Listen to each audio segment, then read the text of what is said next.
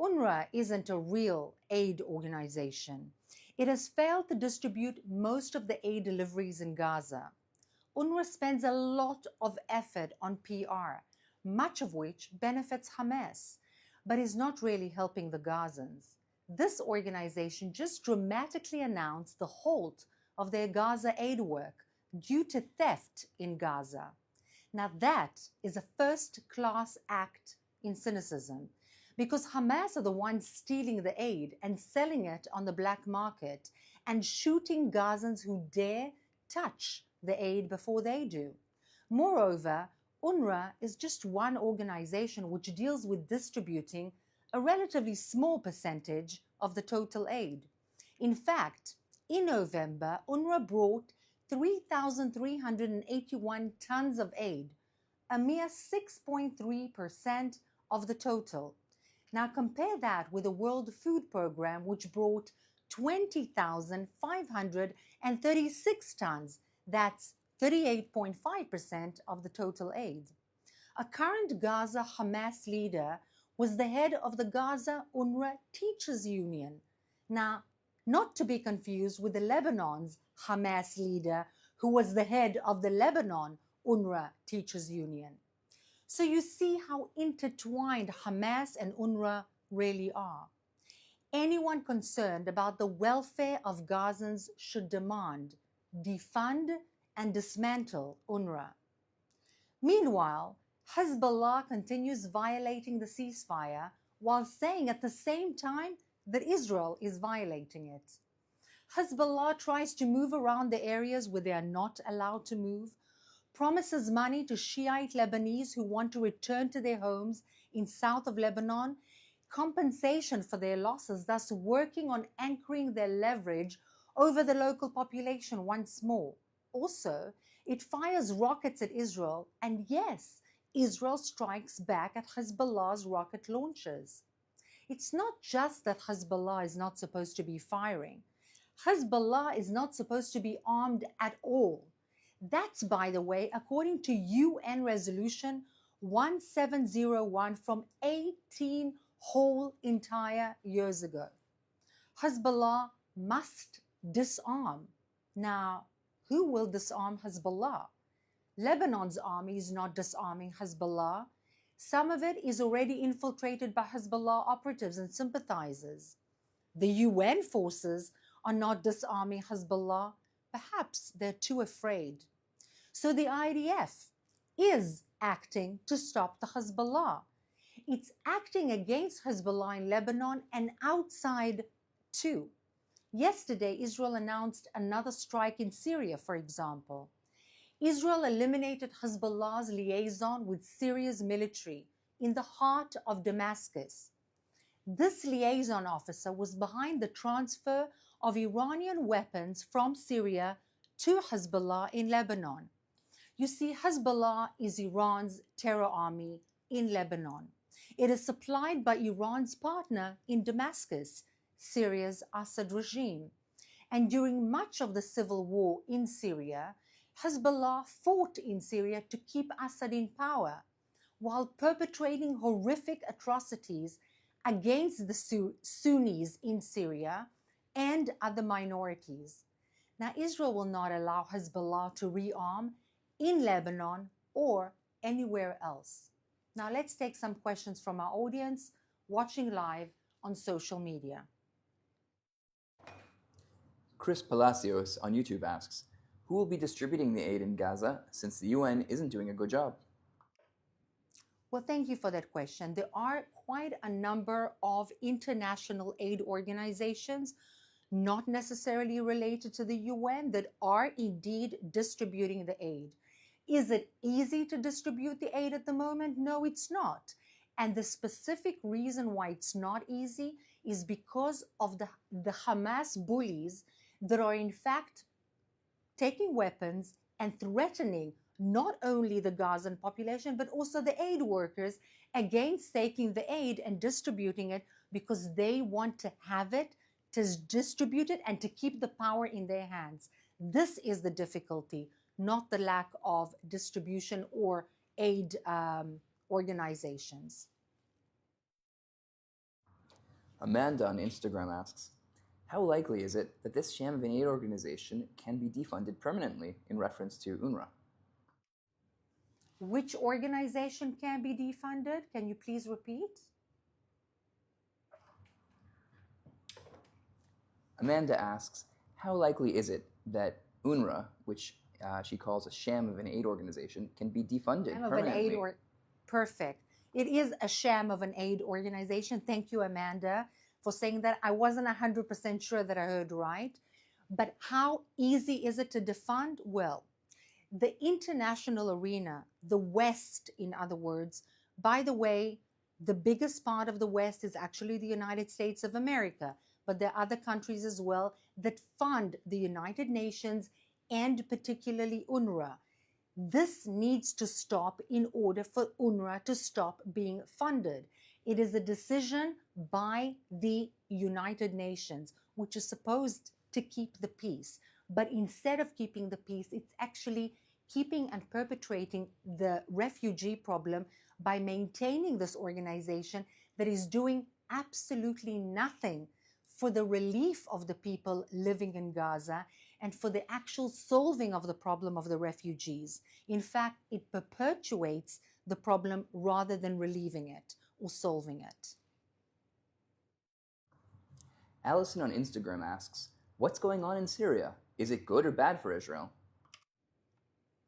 Well, that's a complicated one, and good, it's not good, but it's not bad. Why do I say that?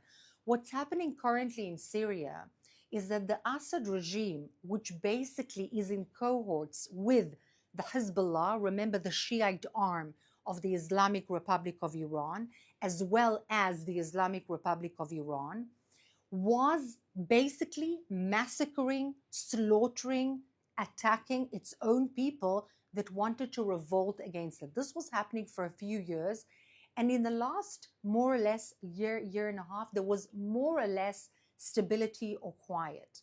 What happened with the IDF hurting Hezbollah very, very strongly and significantly was the weakening of this Shiite arm, and therefore the sense or the feeling that the Hezbollah will not be strong enough to come to the support of Assad.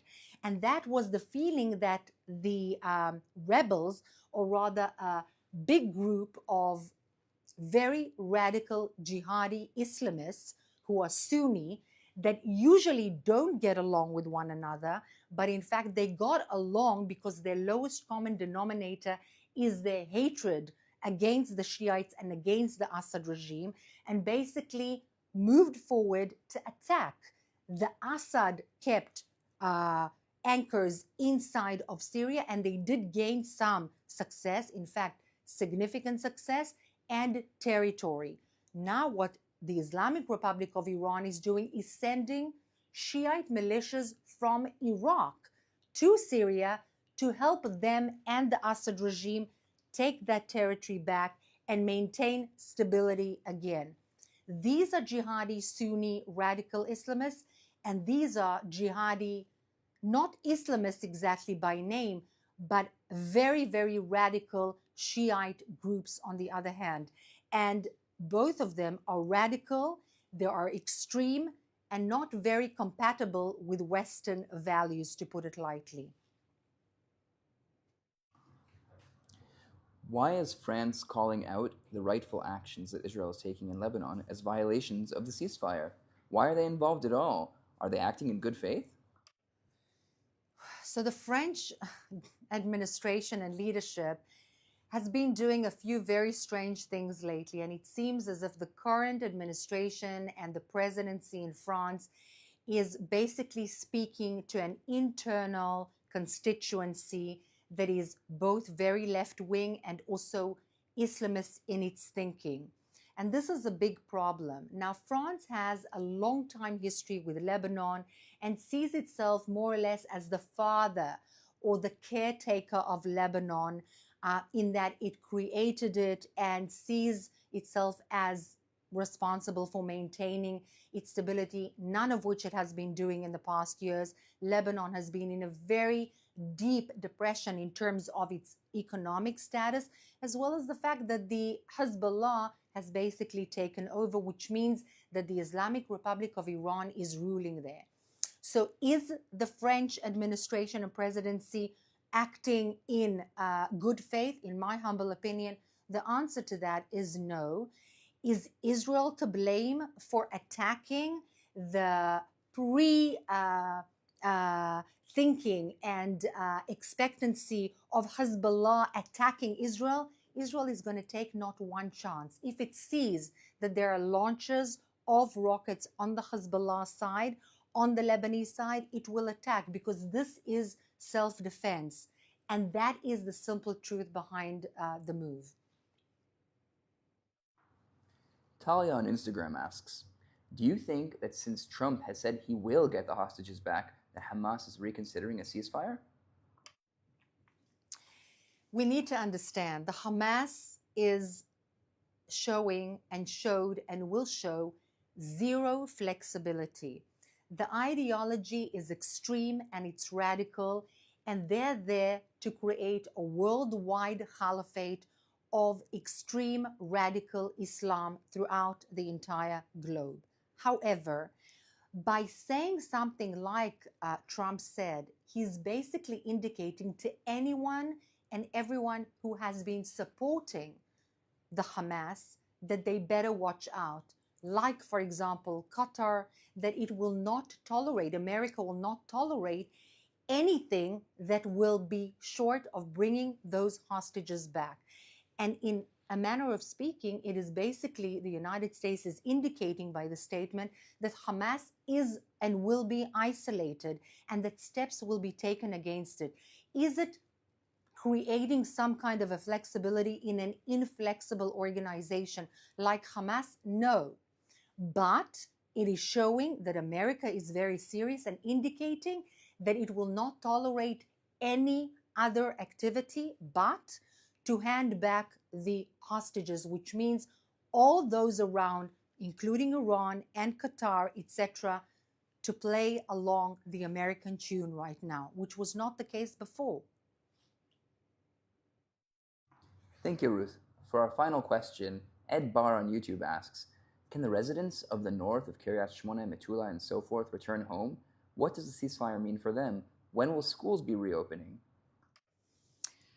So the ceasefire at the moment is in its first stage, the 60 days in which everything is being tested out.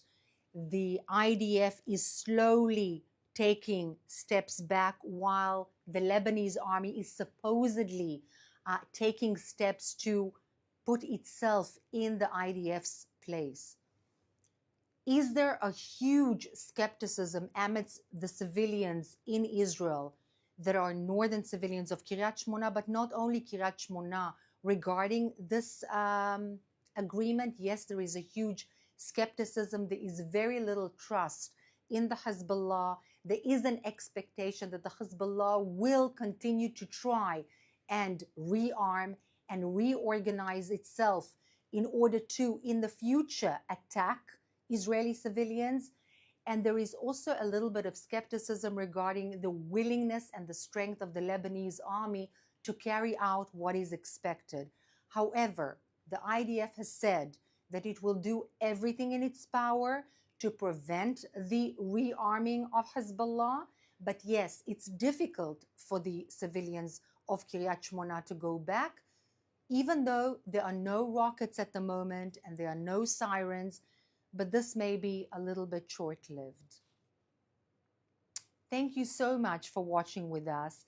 And as always, we'd like to remind you, tomorrow at 3 p.m. we'll be here again. That's 8 a.m. East Coast time. And we want to have you with us again. Thank you so much.